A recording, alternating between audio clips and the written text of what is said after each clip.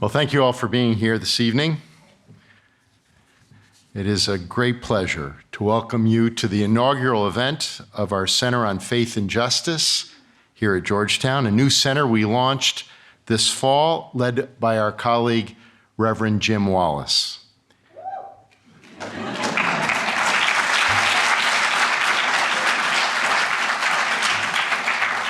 And I'd like to express my gratitude to the Honorable Raphael Warnock and the Honorable Terri Sewell for their presence and their participation in tonight's conversation. It is a privilege to welcome you to Georgetown University.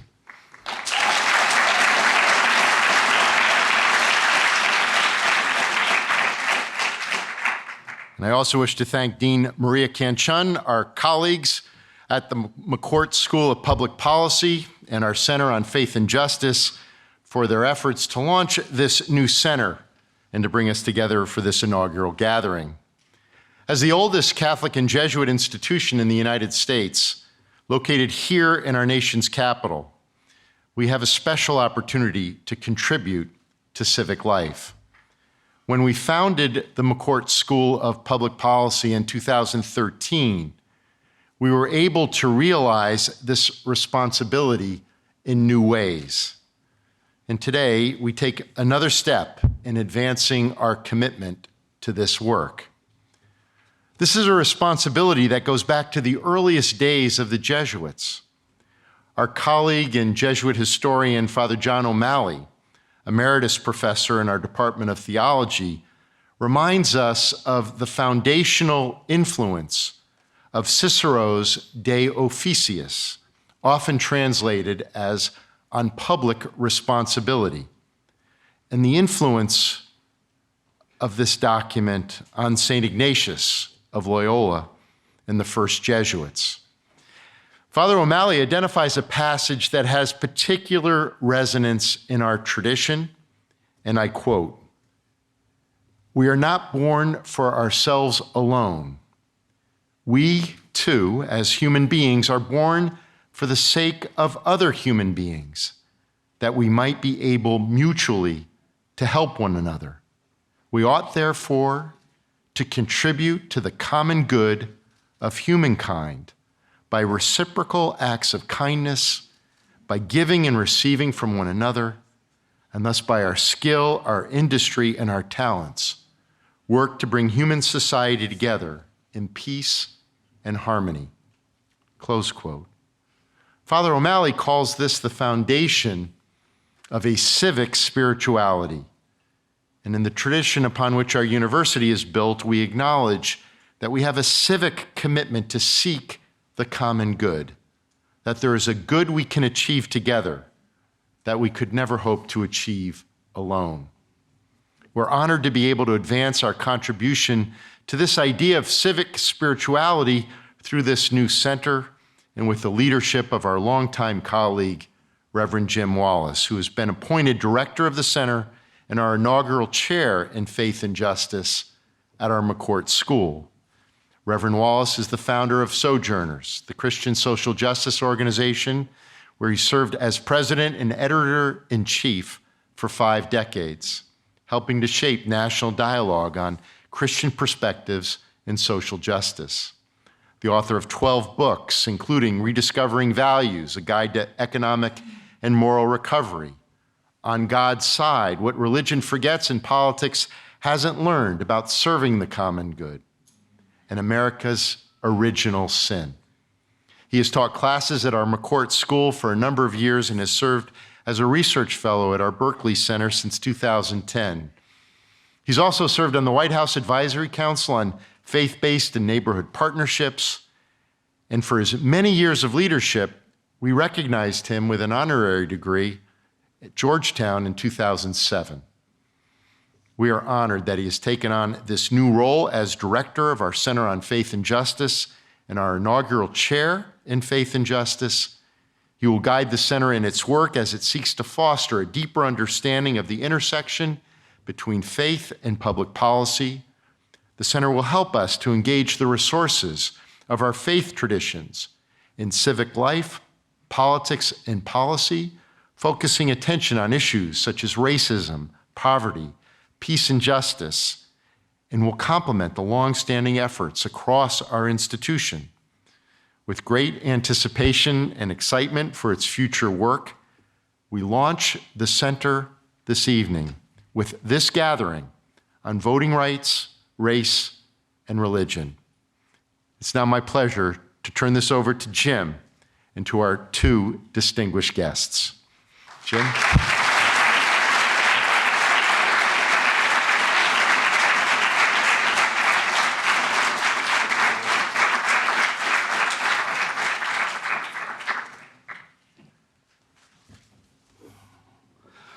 Look at all of you. I want to start by thanking Jack DeGioia, president and friend, for those very kind words. And I've been so honored to come more fully into this wonderful Georgetown community with my appointment to that new chair of Faith and Justice at the McCourt School of Public Policy. Dean Kanchan, great to see you tonight. And founding director of Georgetown University Center on Faith and Justice. The two favorite words of my life are faith and justice. And now they're in a chair and a center. What could be better than that?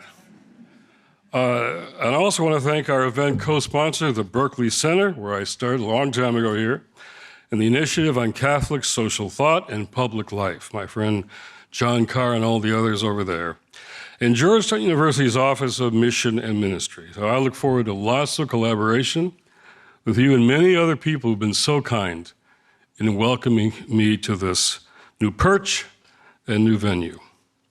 As we heard already from Jack and Father O'Malley, as a Jesuit institution, Georgetown is grounded, I'll use that word, grounded, in a 500-year tradition dedicated to introducing students to the depths of Christian social teaching. And one of the spirit of Georgetown values is, I love this phrase, faith that does justice. They have banners that say that here. And I love walking to my class under that banner, faith that does justice. So I know I'm at the right place to begin this center. Connecting faith and justice is what I've tried to do my whole life. And to address the challenges we face right now that we were talking about back in the green room, we're going to have to go deeper than partisan politics. So I'm saying, don't go right, don't go left, go deeper. Go deeper. We have to connect our faith with the justice that we seek. More than ever before, faith and justice must be integral. I would say inseparable, dependent on one another in our message and our practice. These two words, faith and justice, are indeed and must be integral. Without one, the other is incomplete. Each absent of the other is missing a key ingredient. Think about it. Without justice, faith becomes self-serving, only personal, and even private. It becomes tribal instead of universal. And without faith, justice can be reduced to anger, retribution, and revenge for one group over another. These are the issues that will be core to the work and vocation of this new center on faith and justice. So tonight is our launch event. I'm glad to see you all here. I am very happy that this is happening, even in our still post-COVID world. This is the first event of what we will be calling our Faith and Justice Forums. We're going to have more of these. This sort of event we hope to become known for across Georgetown, but also in this nation's capital, across the country, and even globally. And for our first event, we've chosen to focus on voting rights.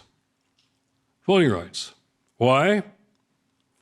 Because voting rights, hear me now, is the critical issue that will impact and determine every other issue we care about.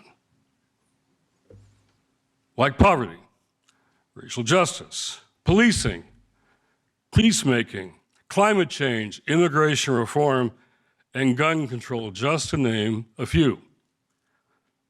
You can see that in the fight for voting rights, everything is at stake. I'll say it again. In the fight for voting rights, everything is going to be at stake. Not just equal citizenship, but the very future of democracy in this country. And I want to say tonight that voting rights must be named also as a faith issue, even a test of faith. In this year alone, 2021, lawmakers in 49 states across the country have introduced 425 bills to restrict voter access. Get that now, 49 states, 425 bills. My friends, something is going on. Something is going on here.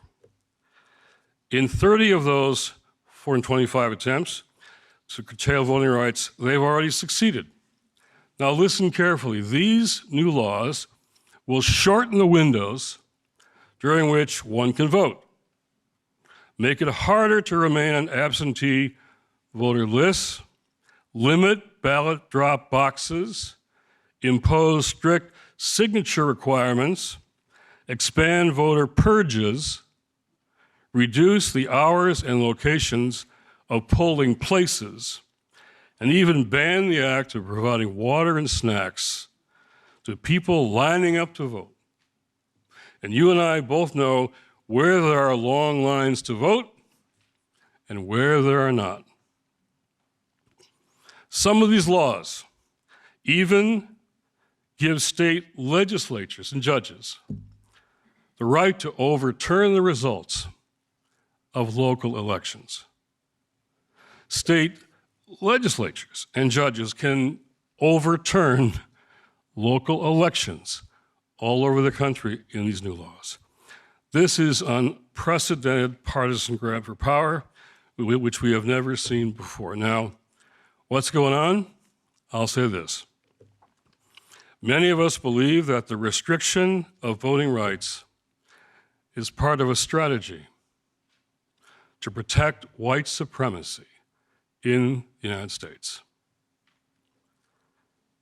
A strategy that includes racially and politically motivated gerrymandering, blocking comprehensive immigration reform, mass incarceration, voter suppression, and a naked appeal to white Christian nationalism, which this faith leader is going to name as a sin. Can I get an amen to that?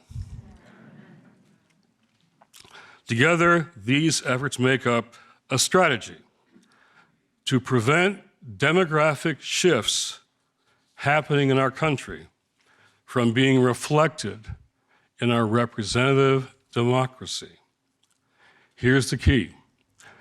The strategy is to prevent changing demography from changing democracy. Let me say it again. The strategy is to prevent the changes in our demography from changing our democracy. That is the point, that is their intent, that is what they're trying to do. To put it even more bluntly, to ensure that white minority rule continues, despite America becoming an ever more diverse nation. Now, I want to say at the opening of this Center of Faith and Justice that this threat to democracy is even more than just a question of equal citizenship or politics. Rather, it is deeply moral, religious, and even a theological matter. Let me say why. If we believe that we are all made in imago Dei, the image of God, then denying someone the right to vote is silencing their God-given voice. To suppress a vote on the basis of skin color is a literal assault on imago Dei. It's throwing away the image of God. So this is not just a partisan tactic, but rather a denial of their imago Dei, a theological, biblical, and I would say spiritual offense to God. Voter suppression, theologically, is therefore a sacrilege. And to put these two together, faith and justice, is essential for us now. We're saying tonight that voter suppression is a test of both democracy and faith. There is a battle raging for the soul of this nation. And the battle is about the very question that Dr. King and countless others in the civil rights movement have asked. Is this country truly willing to become a multiracial democracy? I believe we have not yet answered that question. The question remains, are we willing, with all that we say and do, to allow this country to become a multiracial democracy? Or as my dear friend and mentor Vincent Harding pointedly asked, is America possible? Is America possible? So to help us talk more deeply about this issue, I am honored, and I'll say we are blessed tonight to be joined by two of the most important leaders on voting rights in America today. Senator Reverend Raphael Warnock. I really love calling you Senator. No, I really do that. That's new. I never did that before.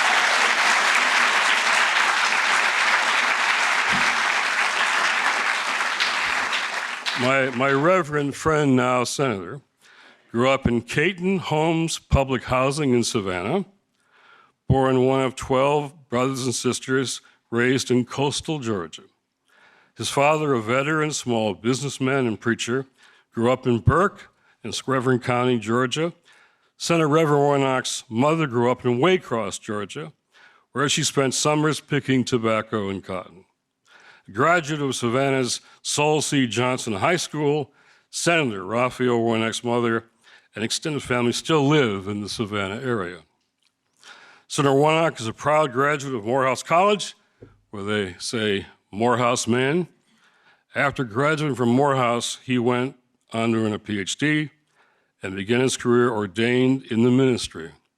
For 15 years, Senator Warnock has served as senior pastor of the Ebenezer Baptist Church on Auburn Avenue in Atlanta, Georgia. Former pulpit of Reverend Dr. Martin Luther King Jr.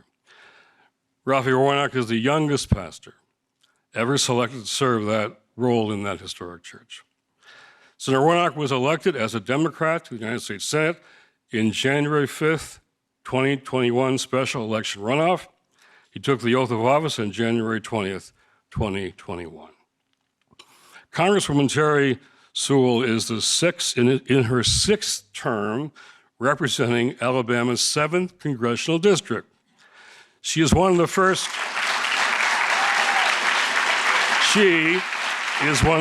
women ever elected to Congress from Alabama in her own right, and the first black woman to ever serve in the Alabama congressional delegation.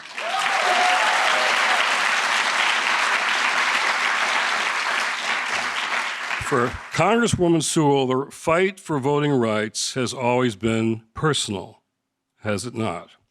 Growing up in Selma, Alabama, and attending the historic Brown Chapel AME Church, She didn't have to read about the civil rights movement in history books. The foot soldiers of the movement were her neighbors, fellow worshipers, her high school principal, and even her babysitter. As the lead sponsor of H.R. 4, the John R. Lewis Voting Rights Advancement Act, Congresswoman Sewell is proud to be leading the fight for voting rights in the House of Representatives. A daughter of Alabama's rural black belt, Congresswoman Sewell was the first black valedictorian of Selma High School. She is an honors graduate of Princeton University and Oxford University and received her law degree from Harvard. So, my friends, given their voting schedules even today, we are honored and blessed to have them here with us tonight. Help me welcome to the stage Senator Warnock.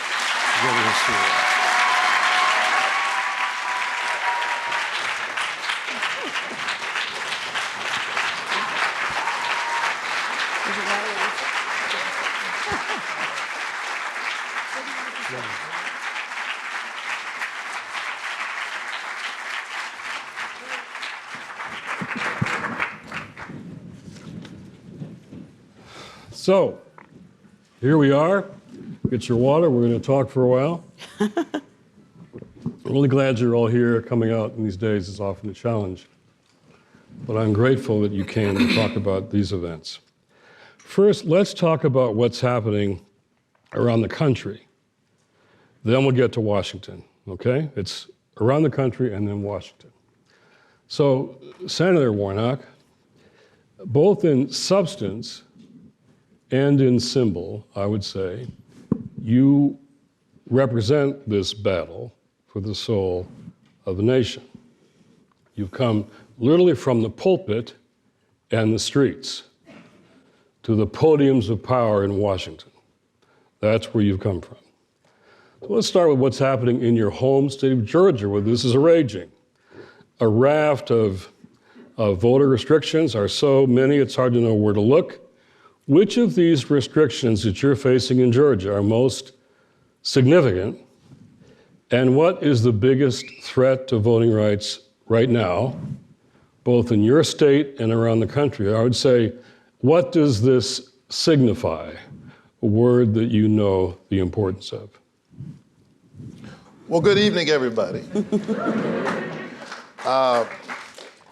I'm a Baptist preacher. Let the church say amen. It's wonderful, first of all, Jim, to be here with you, to be here as a part, just to play a part in this inaugural event for the Georgetown Center on Faith and Justice. I like that also. And it's great to be here with Congresswoman Sewell, a child of Selma, reared right there in the center of it all at Brown Chapel, AME Church. When I think of that, I think of John Lewis and Bloody Sunday and the bridge that leads us to the possibilities of the future. Great to be here with Congresswoman Sewell and to be here with you, Reverend Wallis. We've been in some good trouble together before. Indeed. And I'm going to answer your question, but Jim Wallis is an evangelical in the best sense of the word. That is to say that he understands that faith at its best deals with the slavery of sin and the sin of slavery. That it deals both with soul bondage and systemic bondage, and that's been your vocation for so long. And I heard you were retired. I've discovered that you were rewired for such a time. And let's hear it again for Jim Wallis.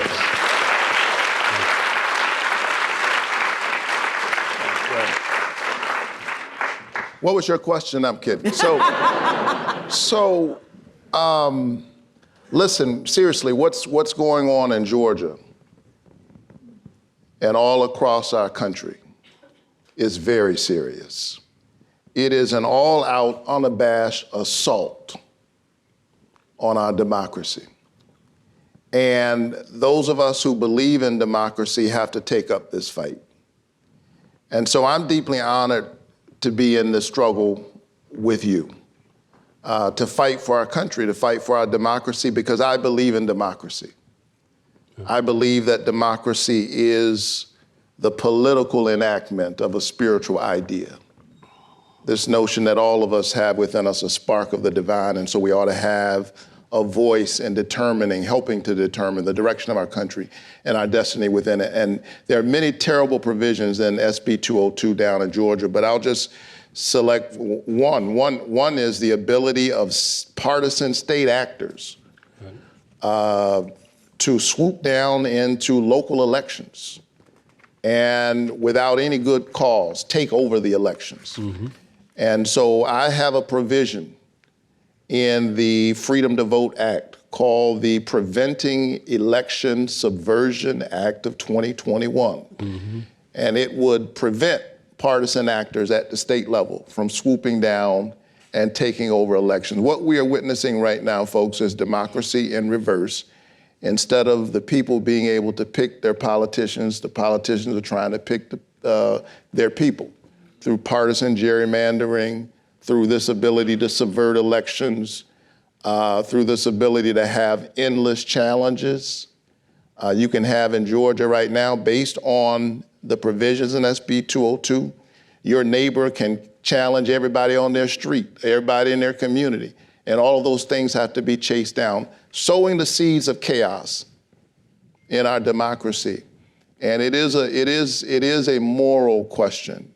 It is an emergency, and that's why I'm so very focused, because I think that there are a lot of things we need to do in the Congress, this 117th Congress, but the most important thing we can do this Congress is to pass voting rights, and I won't rest until we do it.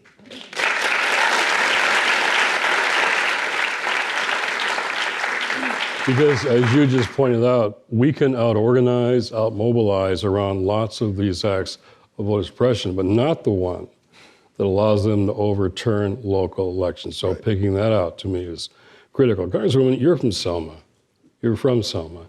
And you represent Montgomery and Birmingham, the cradle, as we say, of the civil rights movement, and that bridge, Edmund Pettus Bridge, where the drama was fought.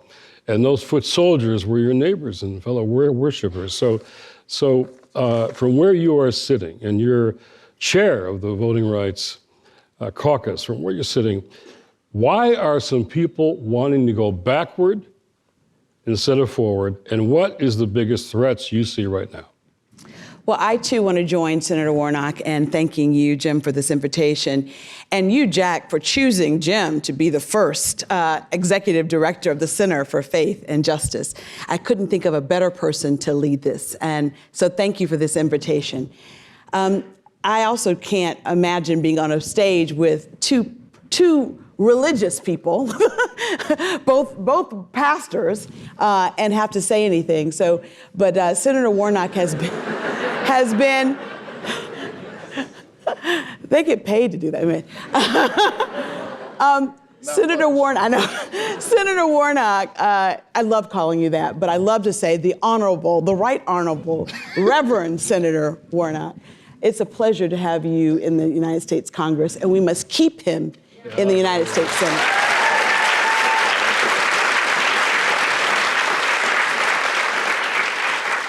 Now, as it was said, I grew up in Selma, Alabama. My babysitter was Cheyenne Webb Kreisberg, who was 8 years old and sitting on the knee of Reverend Martin Luther King, literally the morning of the march. And she was my babysitter. My dad was a high school basketball coach. My mom was the first Black woman to be on the city council in Selma. And for those who knew my mom, they know that she was the real congresswoman from Alabama, if you know what I mean. And when you think about the threats that are currently facing us in this nation, I would say that there are three threats. First, voter suppression.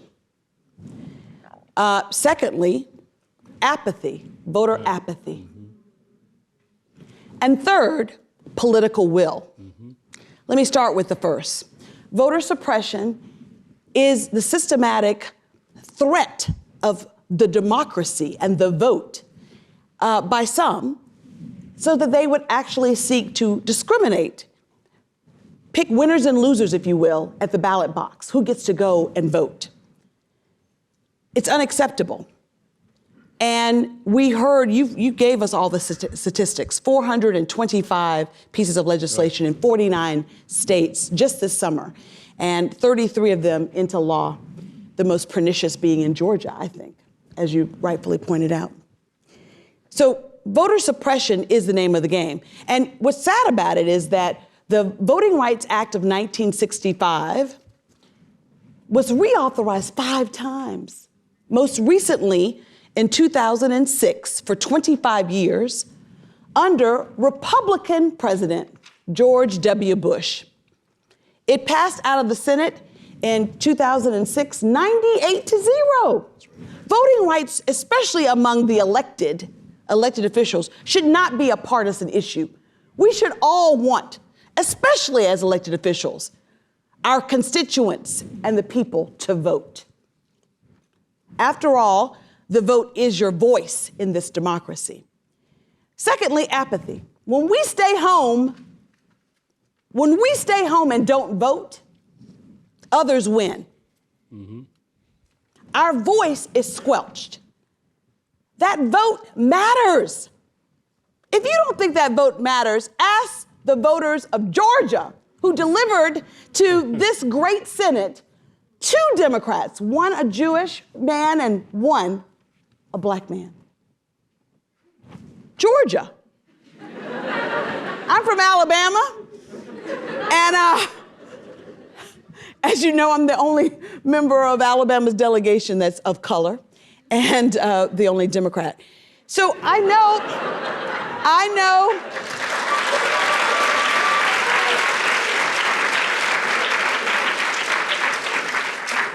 My dad would say, it's okay to stand alone if you're standing up for what you believe is right. So I never feel alone in that delegation. But I want you to know that your apathy, voter apathy, is a threat to our democracy. Right. And then lastly, political will. The reality is that the House of Representatives already passed H.R. 1, the For the People Act. I know it has been revised and I think reformed by this Freedom to Vote Act that's currently in the Senate.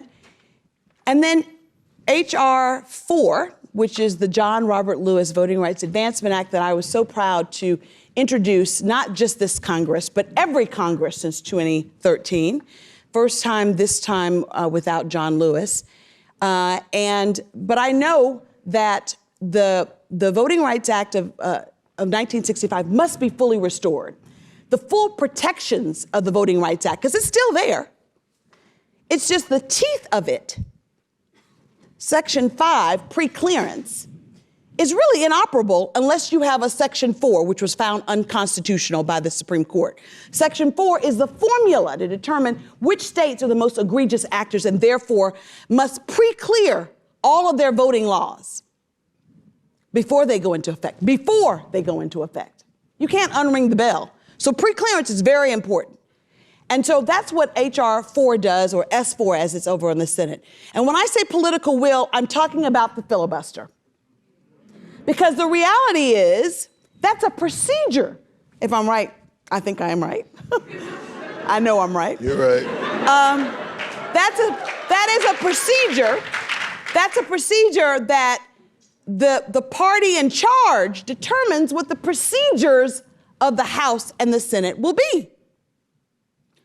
We have to demand of our political leaders, especially since our vote matters, and you've given that vote to Democrats, both in the House, the Senate, and the White House, that we have the political will to move aside a procedure to do what is right. And what is right is to give a voice to this legislation on the Senate floor. You know, cloture, this filibuster is about whether or not they can even take up voting rights on the Senate floor. And the fact that we had a vote, was it last week? And only 51 people, 51 senators, only one Republican, Senator Murkowski from Alaska, joined with Democrats to even give the Voting Rights Act, John Lewis's Voting Rights Advancement Act, an opportunity to be debated and a fair vote. So political will is something that you all can help us with, and I hope that you will. We have to demand of our elected officials, demand of our senators and our members of the House that they do what is right. So what you're hearing and what we're seeing can be put like this. Instead of voters choosing their politicians, we could have politicians choosing their voters. Now, Stacey Abrams said this quite well, and this campaign going on around the country is often being led by black women like Stacey. Here's what she said, listen carefully now. Voter suppression is no longer billy clubs and hoses and dogs. It's administrative rules. It's bureaucratic barriers. It's precincts that seem to close in the dead of night. Now, you've taken us to Washington from where it's happening around the country, and you've mentioned this filibuster thing. Now, Senator, when you gave your first speech on the Senate floor, I love watching it because I read you preach so often. I said, they're learning there's a preacher in the House. Not the House, but the Senate. You talked about this is Jim Crow in new clothes. You said that in your first sermon on the Senate floor. Now, you have been working with fellow senators to talk about whether or not we're going to let this procedure. From what we're seeing, we're not going to get 10 Republicans to vote for voting rights, the 60. Therefore, we have this problem called the filibuster. How do we deal with that in the Senate? How do we deal with this barrier to having a law that overturns all these things happening in the country, which are clearly wrong? How do we deal with that? Well, let me be clear, and I've been consistent on this point. We have to pass voting rights no matter what. Absolutely. And we can't allow anything to get in the way of doing what is necessary to preserve the sanctity of our democracy. And so when I came to the Senate, everybody kept asking me about the F word. And The F word, right? Filibuster. And I have to push back a bit because folks kept asking me about the filibuster, and I began to say to the media, instead of asking me about that, why don't you ask the folks on the other side of the aisle why they are against having a debate on voting rights? They were so easily just letting them off of the hook. Yeah. And I'm a preacher. It's never too late to get saved, to get religion. And they could still vote to let us have a debate because that's what they blocked. And I want you to be really clear about that. They have voted 3 times this Congress to block us from being able to have a debate on voting rights. They didn't vote the bill down. They voted the ability for us to get on the bill to have a debate. And this last time we presented the Freedom to Vote Act, which I and others wrote. Senator Manchin and I are all in the same room. So voting rights, let me be clear, voting rights in the minds of many was dead in June when they voted against our ability to have a debate. But I was not about to let it die. And I'm grateful for the voices of so many. I'm so proud of those legislators from Texas who came and held vigil, having to literally run from their colleagues to break quorum to say that it's that important. And they left their families and friends and missed all kinds of events and things happening in their own lives and held vigil. What courage. And I began to say to my colleagues, we need a little bit of that courage in the United States Senate because voting rights is what's at stake. And so we will keep working on this. When they blocked our ability to even have a debate on this in June, you remember, if you watch what was going on in the Capitol and in the media, there was this pivot towards infrastructure. And I'm for infrastructure. I'm glad that bill got signed a couple of days ago, and we got another one we need to sign. I'm for infrastructure, but we can do infrastructure and the infrastructure of our democracy. We can walk and chew gum at the same time. And so we insisted that we couldn't allow voting rights to die. Right. And because of that advocacy, because I went to leadership, pastor of the church where Martin Luther King Jr. served, John Lewis is pastor, son of a mother who grew up in Waycross, Georgia in the 50s. I bring that experience, it's in my bones, I bring it to this work. And I insisted that we had to stay focused on voting rights. And as a result of that, 8 of us got in a room and we wrote the Freedom to Vote Act. Senator Manchin and I are co-authors of that. He was never on for the people. He's a co-author of the bill. And it's a compromise bill, but it is what we need. It's strong. It is not a weak bill. It's a strong bill. And it's a fair bill. But what we've said to our Republican colleagues is, if you don't like what we presented, fine, let's have a debate. We've offered them endless amendments. You can offer as many amendments as you want. Let's talk about it. And here's the thing that's really strange, Jim. People talk about how divided our country is. Have you thought about this? Both Democrats and Republicans are saying that there's something broken in our democracy. Democrats, how we frame the argument is different, but both Democrats and Republicans are saying that there's something wrong, there's something broken, there's something awry in the democracy. Well, if Democrats and Republicans, both on the left and the right, agree that there's something broken in the democracy, how could we not have a debate about it in the United States Senate? And so that's what's at stake.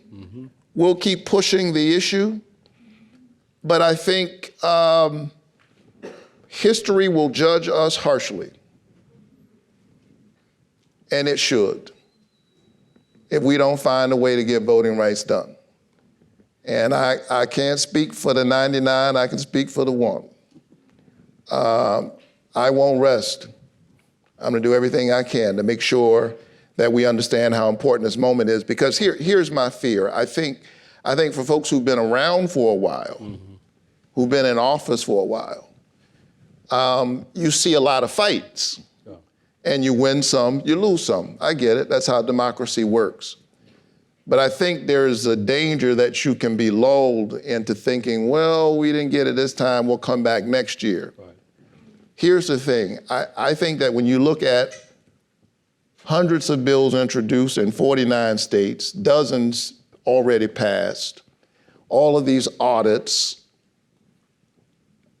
1/3 of the country saying that the president isn't legitimate.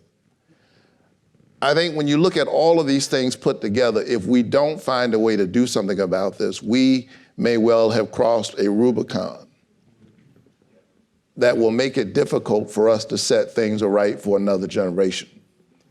And so we've got to do everything we can. We've got to pass both of these bills. Yeah. We got to pass the Freedom to Vote Act, and we have to pass John Lewis. The democracy is in a 911 emergency. And the Freedom to Vote Act puts the fire out that's burning right now. The fires that began to rage after January the 6th puts the fire out. And it's not, it is, all it does is it provides a baseline of minimal standards for elections. That's all it does. The states and the local officials are still in charge of the election. Don't let anybody tell you differently. It just says that in America, people have to have access to the ballot. So that means voting should be a federal holiday. Sounds good to me. That means that weekend voting,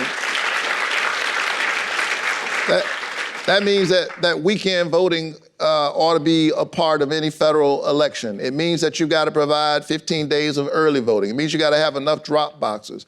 It means that you got to have no-fault vote by mail. It means that partisan actors can't just swoop in and nullify what the electorate has already decided to do, because the four most powerful words in a democracy are "the people have spoken." And we've got to be clear at the end of the election that it's the people who've been doing the speaking. And so we've got to have the Freedom to Vote Act, because that puts the fire out. John Lewis, which is just a reauthorization of the old 1965 voting rights law, is about building a fire station for future fires, so that states that have a history of voter suppression are held accountable. And guess what? If you, over time, show that that's not who you are, that you got religion now, that that you're a new creation, if you demonstrate that, you're no longer under preclearance. Right. Here's the thing, if we had preclearance in place right now, SB 202 in Georgia wouldn't even be on the books, because it would have had to pass through the Justice Department. So let's get religion here. Now I want to make it, this is the first Faith and Justice Forum, and we're talking politics and Democrats and Republicans. And I want to say that on these issues, we've got to go deeper than that, because we've got to get to the place that's deeper than a broken system. You said it was 98-0 in 2006, Republicans and Democrats. Republicans consistently voted for the extension of the Voting Rights Act again and again, and now they're not. So this is not just partisan or politics. And universities are nervous about that kind of talk, as are churches. So I'm saying this is deeper than politics. You have both spoken. You use the word sacred, both of you, in your talk about voting rights. Why is this sacred? Because that's the only way we're going to get beyond just the partisan fight. How do we take this to a deeper level of our broken system, where democracy is at stake, but so is our faith at stake here? Why do you think voting is sacred? That's what you say. Yeah, I mean, look, John would always say that. John Lewis, if you can, he gave us the roadmap. And I sometimes get very discouraged about the infighting, especially over voting rights, given the history of under three Republican presidents, it was reauthorized. 3. George W. Bush came, along with Barack Obama, to Selma for the 50th anniversary of the Selma to Montgomery March. He and Laura were there because he was proud that under his administration, they reauthorized the Voting Rights Act. That's right. It's sacred because it's revered. It's something that is fundamental to our democracy. At the end of the day, our democracy, this Constitution, this exercise in form of government, if you will, the base of that is the right to vote. Mm-hmm. It's fundamental. As John would say, it's almost sacred. And you've called it a prayer. Voting is like a prayer, right? Yeah, I've said that a vote is a kind of prayer for the world we desire for ourselves and for our children. I believe that it is sacred, because at root, the vote is about your voice, and your voice is about your human dignity. And we have to stand up for that. We'll disagree on a whole range of subjects. Mm-hmm. And, I'm glad to be at Georgetown, because, I can talk in these terms. Of course, it doesn't matter to me where I am. I'm still a preacher. I can't help it.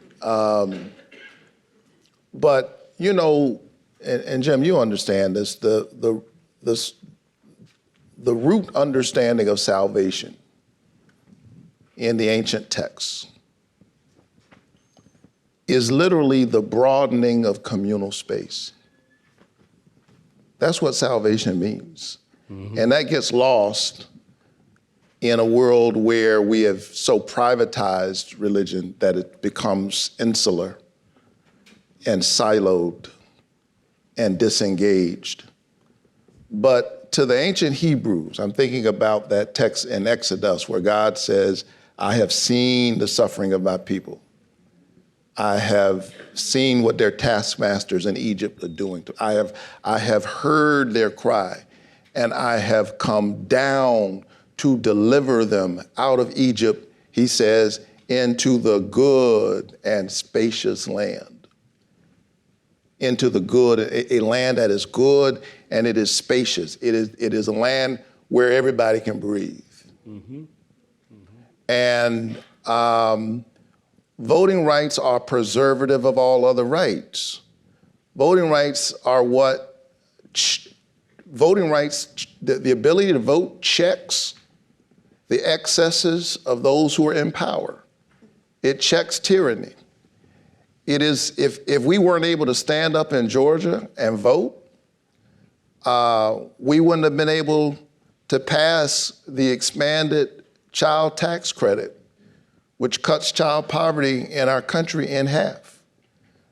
Voting did that. Mm-hmm. We don't get a chance to fight against climate change, which is an existential threat. We don't get to deal with the issue of poverty. So it is sacred. It's about the broadening of communal space. And so for me, this is deeper than any kind of partisan political argument. I sit here knowing that you won't win all the fights. But that idea of one person, one vote, that's the covenant that we have with one another as an American people. And we ought to defend it with all our might. Which connects to other things here at Georgetown about Imago Dei, image of God, and the common good. The common good is what's important here. And you kind of got your calling to politics at Brown Chapel, where I have also been to preach, where you heard a president come and talk, President Obama, and that really certified your calling in public life. So you're taking this now to a deeper level than just our usual media coverage, Democrat, Republican, left and right. Until we take this to a deeper level, we're not going to win this battle. It's not the difference between right and left. It's between right and wrong. That's right. It's the ability of people to be heard in their own democracy. So in a few minutes, we're going to turn to some questions from you in the audience. You'll see 2 microphone stands, I think, in the aisles. If you'd like to ask a question, please line up behind those microphones. In order to get to as many of your questions as we can, please keep your question brief and please stick to just asking a question. Now, as a preacher, let me put it this way. As a preacher, I want to ask that your question be a question and not a sermon. Okay? Questions, not sermons. So get in line, and we're going to let you ask some questions. But before we do that, given that this is more than just politics, but we have to have some political decisions based on the common good. What can be done? I mean, what can be done? We've seen the blocking. Where do the two of you find hope? Where do you get your hope in a battle like this? The strength to continue. And what can these people do? This will not be the last Faith and Justice Forum on voting rights. Just the beginning. What can people like these students, teachers, civic, and faithers do, and non-politicians to protect voting rights? So I guess I'm asking you to feel free to give your altar call now to what you can do. I find strength from my foremothers and forefathers, because I know that I didn't get here by myself. I know that Amelia Boynton Robinson deserved to be, in 1964, the first Black woman to represent Alabama in Congress. But because she could not, but she stood up and voiced and got beaten on a bridge, I get to walk the halls of Congress. And, you know, Amelia was my special guest at the State of the Union in 2015. And some people have heard me tell this story, but I just want to remind you, when you ask, where do I get my strength? When I'm tired, I pass by that glorious picture of Shirley Chisholm in the nation's capital. And she has that the hand pointed. And I think to myself, I should be no ways tired, because she fought the fight. She fought the fight. Amelia Boynton Robinson was would often say, and when she came to Washington on the eve of the State of the Union and had a chance to meet Barack Obama, we were off in this little vestibule off of Congress waiting for Barack Obama to come, and everyone to a person said the same thing to her. "Oh, Miss Amelia, I stand on your shoulders. Oh, Miss Amelia, I wouldn't have been here." And she was 103 at that point. 103, precious cargo. Probably the oldest person alive at that point. She's no longer with us, but in 2015 she was there. And so when every person would come up and say the same thing, finally, when one person, the last person said, "I stand on your shoulders," she said, "Get off my shoulders." All of you, do your own work. I love it. I have that posted on, do your own work. So I find inspiration. I have it on my on a Post-it on my bathroom wall in Birmingham, Alabama. And it reminds me every day that I gotta what? Do my own work. Okay. Get off the shoulders, do your own work. Let's start there. A lot of us are involved in this. Barbara Williams Skinner, right here. Stand up, Barbara. We're doing a campaign called Faith United to Protect Democracy. Yes. Faith Democracy. We're going to talk more about this here at Georgetown. And I love the long lines. We won't get to all of you tonight, but we're going to get to these things in the coming months. So I'd like to take some questions. Again, the preacher's saying, make it a question, a sermon. Let's go for this side, then this side here, over here. First question. And you could tell us who you are, your name, your major, maybe here at Georgetown. That'd be great. Great. Thank you, guys. My name is Pratik. I'm a first year in the college studying government from New Jersey. And so my question is, Father, you spoke about how voting rights is so fundamental because of all the things that we will be able to achieve once we have a healthy democracy, immigration, gun control, things like that. My concern is that that won't be enough. And so I was wondering if you guys had any thoughts as to whether we need other institutional reforms in addition to the Freedom to Vote Act and the John Lewis Voting Advancement Act. Good question. Who'd like to take that? Well, of course we do. And, our democracy has always been a work in progress. I think it's important, even as we think about what's happening in this moment, to recognize that the ways in which there's a strand in our history that's suspicious of democracy. I sit in a body that wasn't always popularly elected. There was a time in order to be a senator, the folks in the state legislature sent senators to the upper chamber. Now, what's that stake in? It's a sense of that's the upper chamber. Certain kind of folks are supposed to be there. And we can't trust that power to the masses. Women had to fight for their right to vote. It stood up in the 1920s. Black folk had to fight for their right to vote. The immigration question is pushing us in other directions to consider the ways in which to consider seriously what it means to be a democracy that embraces all of us, regardless of race or where we're from. And so, of course, there will be a need to address our democracy and find ways to extend it and make it healthy so that it embraces all of us. And we're counting on you to be a part of that voice and a part of that work. Okay, over here. Hi, my name is Kesley. I'm a freshman in the college studying biology, and I'm from London. And my question is, so in recent conversations I've had, especially with people on the right, they say that the fight about voting rights is not a race issue, it's a partisan issue. But at what point do we just say, it's about keeping marginalized folks like me from the ballot box? Well, I think that that's the definition of voter suppression, that the right of every American, just by being an American, to have that fundamental right to vote.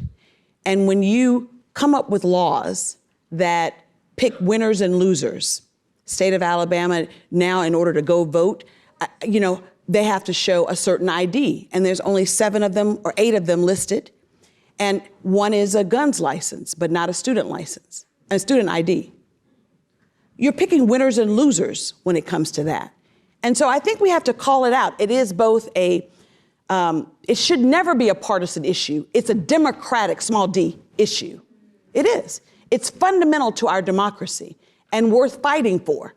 And so, like Senator Warnock, I hope that you all will be energized from this discussion and realize that your generation should care just as much as my generation and my parents' generation, because old battles have become new again. Who would have ever thought that we would be fighting for reproductive rights? Didn't our mothers get that? I never would have thought that I would first of all, become a member of Congress, but 56 years after John Lewis and Amelia Boynton Robinson and so many others shed blood on a bridge in my hometown, that I would be fighting to restore the Voting Rights Act. Right. Didn't we have that fight? Mm-hmm. Every generation progress is elusive, so every generation must fight to maintain the progress that we have and to advance it. Last point, every generation defines the new fight. Every one of you. Next question. Hello. So I'm not going to preach, but my question does need some context. I'm taking this class on African American theology, right? And we're learning about the different civil rights acts and the segregations from slavery and how theology emerged from that. So one of the big questions that emerged from James Cone and African American liberation theology is God black? If God sides with the oppressed, if he sides with those who are down and their backs against the walls, is God a black man? Isn't it great that James Cone comes up in the voting rights conversation? I love that. Raphael, you can answer that.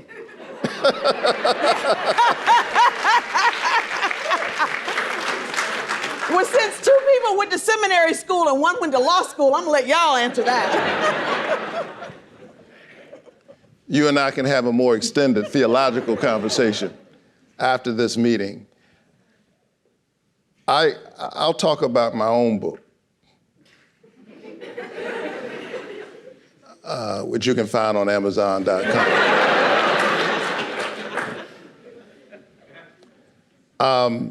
Look, I come out of a tradition, the black church. And when we say the black church, we've never, ever meant anything racially exclusive about that. It is the anti-slavery church. It is the freedom church. Because there were some who tried to reconcile the irreconcilable. Christian faith and human bondage. And they found all kinds of ways to justify it, both in church canon law, where they said just do it under God, and in civic law. And the legacy of the church that I come out of, that Ebenezer is just a part of, its gift to America is that it has always held vigil to a vision of humanity that embraces all of us. And it did that when in the words of the old spiritual, we couldn't hear nobody pray. We kept the faith. And we believed in what Martin Luther King Jr. would later describe as the beloved community. And so my faith is a freedom faith, and it puts me in the fight, to fight for marginalized people, period, which sometimes comes as a result of skin color, but also if my fight is to be morally grounded, if it's to have moral authenticity and not just be another kind of tribalism, the same faith that causes me to stand up against racism must also drive me to stand up against sexism, against heterosexism, to stand up for members of the LGBTQ plus community, to stand up for the issue of climate change. It is the recognition that our humanity is what's at stake. In my class here on race, faith, and politics, some of my students are here for that. There you go, there you go. We talked about a Bible, a slaveholder Bible at Fisk University in the library that took the Exodus out of the Bible. Right. And took all those scriptures out Right. that got people free, right? Because people are afraid of what the Bible says and afraid of what Jesus taught. And so putting stuff back into religion gets taken out to oppress people is in fact what James Cone was all about over here. So first off, I want to thank you both for being here today. It has been absolutely wonderful being able to hear you speak. But I would like to direct my question to you, Congresswoman. So you said it yourself, you're the only Black woman Democrat representing Alabama right now. That comes with a burden of really representation. So how have you been able to navigate that burden in Congress and in your personal life? Great question. You know, Eleanor Roosevelt said that no one can make you feel inferior unless you give them permission. And I try to use my voice, which oftentimes is the only woman's voice in some of these rarefied places. I sit on the Intelligence Committee and on Ways and Means. It's sometimes the only Southern voice. It's sometimes the only Black voice. I can only be authentically who I am, right? My mom used to say, define yourself for yourself, because the world will define you by all kinds of different things. So I feel like I have a great foundation growing up in Selma, Alabama, where ordinary people did extraordinary things, changing the world. If you think about it, John Lewis was 21 years old, SNCC, Student Nonviolent Coordinating Committee. These were young people who literally had the temerity, the audacity to make this nation live up to its ideals of equality and justice. So I feel like that others have sacrificed for me to earn my seat.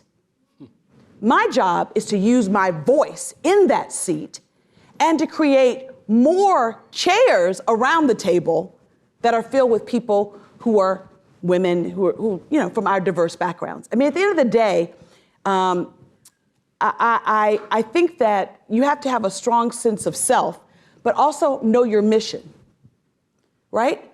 I represent my home district.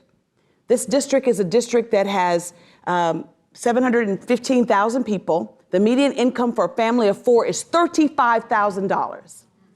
Wow. I came from that, public school educated. If anyone knows what's possible from my district with resources and opportunities, you're looking at it. But I've got to be willing to fight for the people that I represent so that there are more opportunities and more resources to the people that I represent. Because look what's possible when they have resources, when they have opportunities. So I guess being grounded in a strong sense of self, but also knowing that you are a part of a lineage. I am an inheritor of an awesome legacy that has been paid for by my forefathers and foremothers, that I walk proudly in every door, and I sit in seats to use the voice that God gave me. So, there you go. Yeah. We got a bit of a late start because these two have votes and all that they're doing all the time. And they got more to go back to. But I'm gonna trust my friend who knows what's going on to raise his hand when we have to finish here. But that's you. I'm gonna give you a few more questions here. And I mean, this center is in business to have interaction with students all the time. So I'd stay here all night doing that. These two can't. I wanna be able to send them home as I promised. But can we take a couple more questions? Yeah, okay. We were over here, back over here. Whew. Well, wow, this is unreal. First off, thank you both for showing up and just coming out tonight and sharing everything you can with us. So Ernesto Godinez, first year public policy student from Miami, Florida. And my question is, so being a student in Professor Wallis's class, we always discuss the notion of proximity and building relationships with people anywhere and everywhere you can.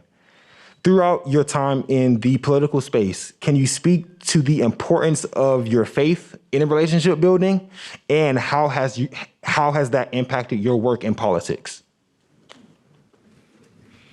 Well, I've spent my whole career as a pastor.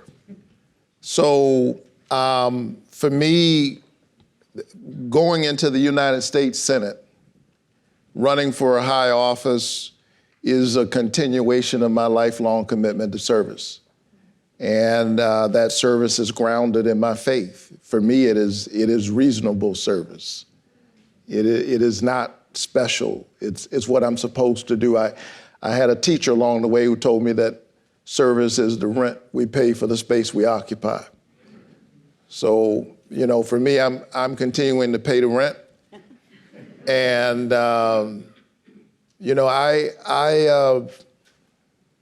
pastors stand up on Sunday morning and we welcome whoever comes in. Y'all get to pick where you go to worship. But when folks come in, we embrace whoever comes. And so in the United States Senate, I'm clear that I'm not a senator who used to be a pastor. I'm a pastor who happens to serve in the United States Senate. And in the places where I can reach across the aisle, I've done it. Have y'all heard about the Cruz-Warnock Amendment? Yeah, that Cruz. Have you heard about it, the Cruz? So let me tell you about it. When we were passing the bipartisan infrastructure bill, Ted Cruz and I, both serving on the Commerce Committee, needed to get together to get some work done. And I remember the night when it passed the Senate, we were all on the floor. And in order to get this work done, we couldn't get it done in committee, so we had to get it done on the floor. And Ted Cruz stood up and he gave his argument for why we needed this amendment. And then it was my turn to speak. And I heard myself, Jim, say words that I thought I'd never hear myself say. And that is that I want to associate myself with the words of Ted Cruz. And Twitter went crazy. Like, what in the world is this? Well, it's very simple. There's an interstate. There's a highway. There's a road called I-14. And the same highway that runs through Texas runs through Georgia. And we both wanted it to be named a priority corridor so we could get it built out in our state. In my state, it connects communities with important emerging technologies, strengthening the economy, connects our military bases. So I need I-14 in Georgia, and he needs it in Texas. There you go. And so we got together, and that's why I do believe in infrastructure, by the way, because, infrastructure for me is just one big home improvement project. Sometimes, when you can't get along in the house, just find something to do. Work, paint the fence. And so we got together, and when when I said I associate myself with the words, I can't even say it again. But when I said that, I mean, my colleagues, I could see them smirking and laughing, and they could not believe it. And the whole chamber kind of broke out in applause and passed the thing by acclamation. I don't know if they even knew what was in it, but they said if Ted Cruz and Raphael Warnock are on the same amendment, we're gonna pass that tonight, right? All right. So the pastor and me, the person of faith, understands that at a level much deeper than partisan politics, there's a road. There's a road that runs through Texas. that also runs through Alabama and runs through Georgia. And that road passes hospitals and schools. It goes through communities that are largely communities of color and white communities, sisters and brothers trying to work at work. It runs past homes where children are doing homework and parents are trying to figure out how they're going to pay the tuition for them to get through college. And my job as a legislator and as a pastor, as a citizen, is to find ways to build out the road that connects our humanity and lifts us to something that Dr. King called the beloved community.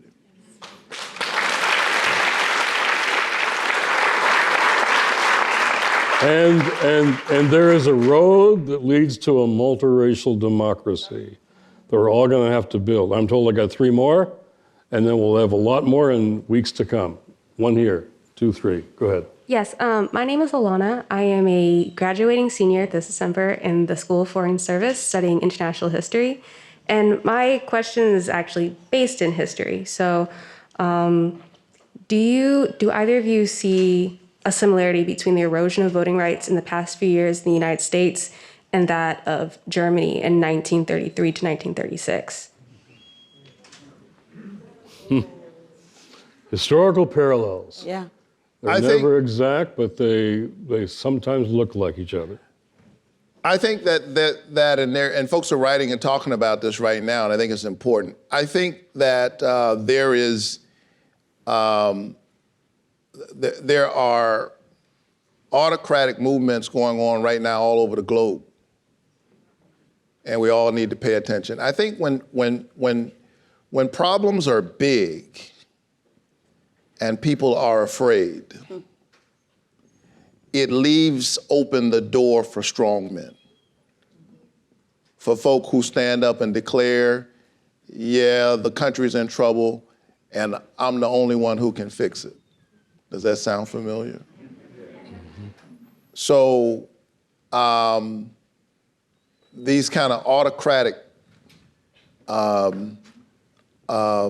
moves are things that I think we all ought to pay attention to. Mm-hmm. I'm always careful about making these parallels, but the other piece that I would underscore is that what happened in Germany in the 1930s, and it's something I have thought about a lot. I wrote a master's thesis as a seminary student comparing the theology and the ministries of Martin Luther King Jr. and Dietrich Bonhoeffer. Mm-hmm. Dietrich Bonhoeffer, who was part of the very little Christian resistance that you got challenging the Third Reich outright. Much of the Christian church during that era basically went along with the Fuhrer. They became Aryan Christians, Reich Christians. And there was one catechism for school children that said, you know, Jesus built for heaven, Hitler built for the German earth. And school children, that was their catechism. And the church didn't stand up. It retreated to a kind of either kind of insular vision that says that's not our business, or they gave over to a kind of Christian nationalism in that context. And the truth is, slavery wouldn't have lasted so long, and segregation wouldn't have been so intractable were it not for the cooperation of people who worship every weekend.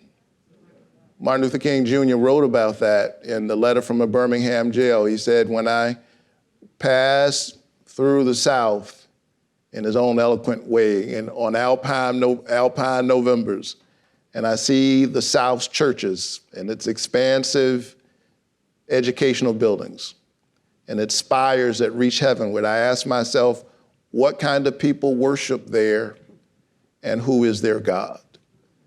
And I think one of the defining moments, one of the defining issues for this moment, which is why this Center for Faith and Justice is so important, because it interrogates us, it challenges us, those of us who are people of faith, it asks us over and over again, I know what you sing about in your hymns, but who and what really is your God? Mm-hmm. And look up Dietrich Bonhoeffer. When he came to seminary in New York, Union Seminary, he was a white German kid who went to Abyssinian Baptist Church every Sunday. And the black church partly formed who he was when he went back to Germany. Okay, 2 more questions. Here. Hi, I'm Zoe Wanowich. I'm a freshman in the SFS. First of all, Senator Warnock and Congresswoman Sewell, thank you so much for being here. I think I speak for the whole room when I say we just all feel so lucky to hear you guys speak.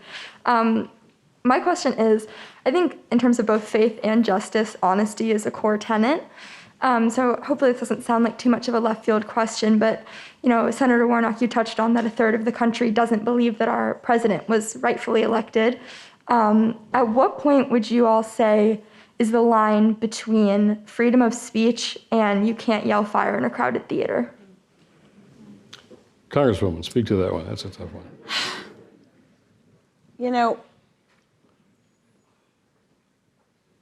What frightens me the most is the state of disinformation, kind of getting to your point, that people believe because we are getting our information from these silos. And,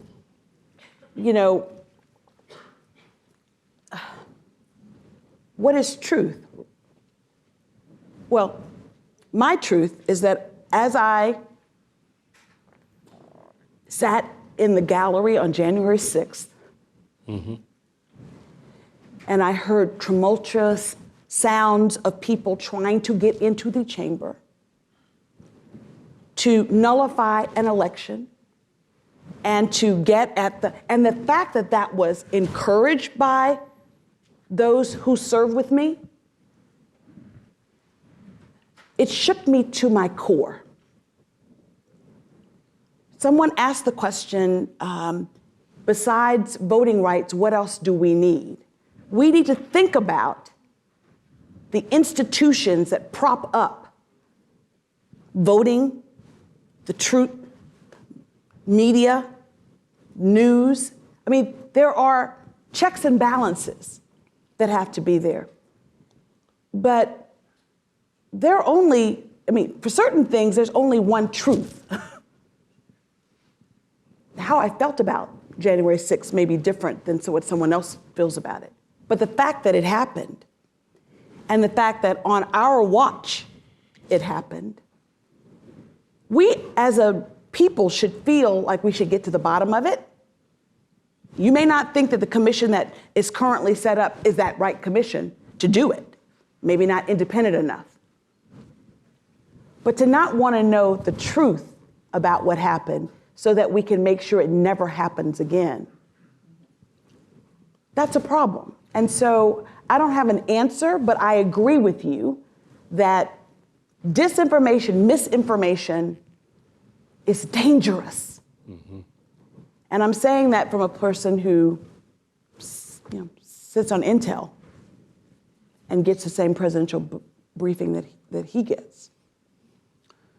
There's a reason Jesus said, you'll know the truth, and the truth will make you free. The opposite of that is if you don't know the truth, if you're getting information from these places, you will be in bondage. That's what it means. Last question. You've been great on questions, not sermons, so let's follow the lead here. Many people believe, as I do, that January 6, 2020 was a dry run for 2024. And not just the lamentable and tragic death and destruction, but the disruption of the certification of the electoral process. We're seeing extremists in 2022 running for secretaries of state, and we know that the integrity of that office is really, really important. And there are movements within swing states, surgically precision states, that are trying to change the way the College of Electors, the Board of is chosen, so that if you can't win with the vote, you can change what happens with the electoral count. Now, I know that's a little in the weeds for some folks, but can you explain what would happen if we did not have a certified election, and how we would then determine the president, and explain what's going on at the state level to disrupt our democratic republic?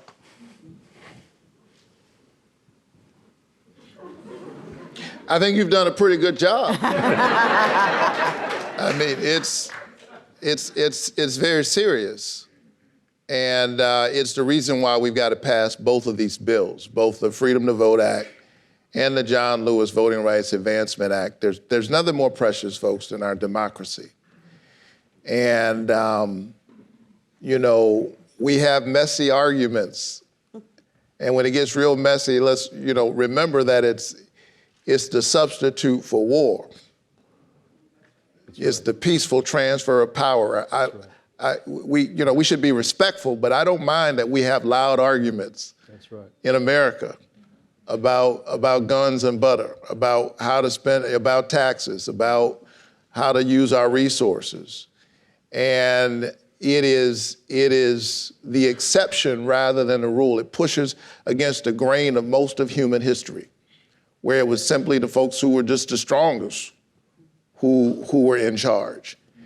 And so this is a precious and sacred thing, and I think too many of us perhaps took it for granted. Mm-hmm. And if there could be anything that looks like a silver lining, maybe a lesson, maybe not a silver lining, but a lesson coming out of January 6th, it is the reminder of just how precious this democracy really is. And for all of its faults, for all of its warts, it's the best system we've got. And we need to do everything we can both to improve it, to enhance it, to correct it, and to preserve it. I didn't come to Georgetown to teach to pass on information, but to try and shape vocations. So when you're walking around this campus, read the banners.